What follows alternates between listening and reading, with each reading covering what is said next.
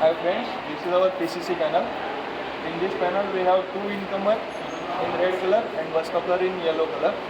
Now we will check interlocking in this panel. First of all we will start incomer 1.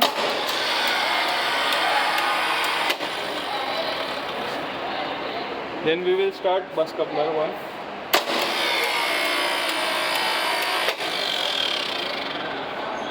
Now incomer 2 we will not start in this case because we have started incomer 1 and bus coupler. So incomer 2 will not start. Now we will close bus coupler and bus A will be charged with incomer 1 and bus 2 we will charge with incomer 2 separately. Now bus coupler will not be started in this case.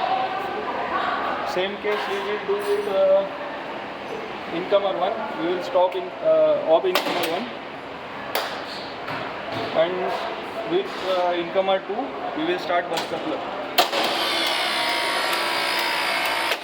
Now bus A and bus B is charged with incomer 2. In this case incomer 1 will not be started.